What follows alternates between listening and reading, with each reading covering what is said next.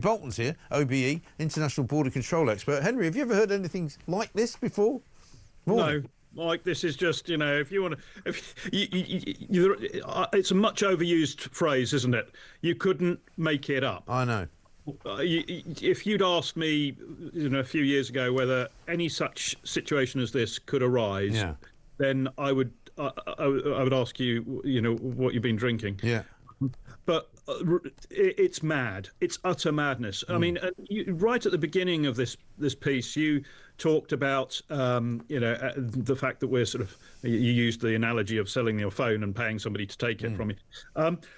I'll explain this because actually the madness of it's even in a sense worse because the Chagos Islands, British overseas territory with a huge base, a strategic military base there for us and particularly for the Americans. Now, the Americans were going to oppose us giving the Chagos Islands to Mauritius unless we had an agreement on the base. Mauritians said, well, look, if you're going to give these islands, that's all well and good, but, there are islands and you want to have access to a military base on them. Well, you're going to have to lease that base off us. Right. So that's what we're actually paying them for, so that we remove American opposition. So there's some sort of agreement there. So we're giving them land with a massive, great military facility on it that we need and the Americans need, and then leasing that base back off them. And in this whole process, the poor people of the Chagos Islands have been trying desperately to get decent, proper conversations going with the Foreign Office. They've been blocked every which way. They have even turned up at meetings with the Foreign Office in the Foreign Office building itself at King Charles Street to be told, right, we're not going to talk about the future of the Chagos Islands. Right. Well, the whole thing is utter madness. So these poor people, have had no real sort of channel into the government. The government has not listened to them, has not wanted to talk to them, and now is having, the poor citizens of Hillingdon are going to have to pay for this. It's there are so many scandals surrounding this government, Mike. I cannot quite grasp that. But also, is this not also a sort of a stain on the Home Office? Because the Home Office appears to be involved in all of these scenarios, right?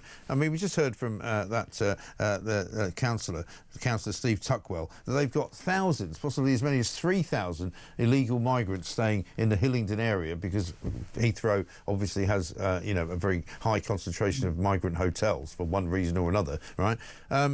But that's the Home Office that are making those decisions. The Home Office are paying these ridiculous contracts to people like, Clear Springs and to Serco. You've then got the Home Office also making a decision on people who have got British passports, who come here from the Chagos Islands, who have got a right to be here, but who are treated as if they are somehow criminal. But so the criminals get treated like they're not criminals, and the people who come here who are not criminals get treated like criminals. How does that work? I know, and the whole thing is just such a mess.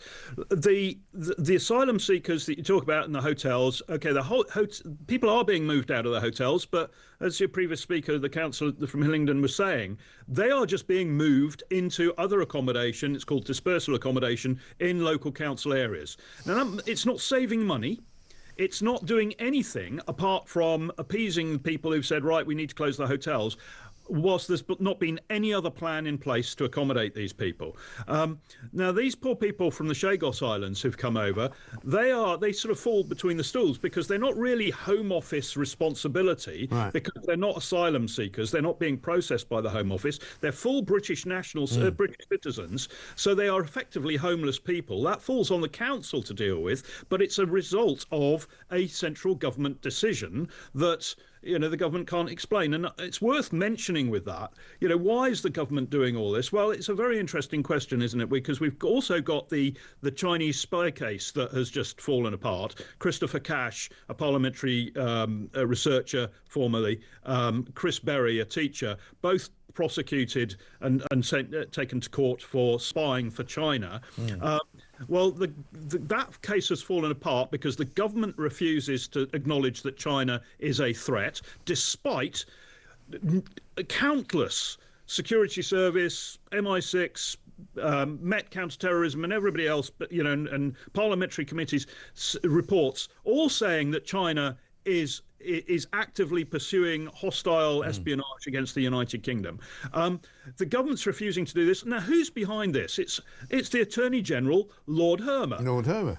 Yeah, his name comes up all the time in these cases. Listen, I've got to run, Henry. I've got to go. Sorry, we're nearly out of time. It's coming up to quarter to 10. We'll get you back on soon to talk more about all of this. Keir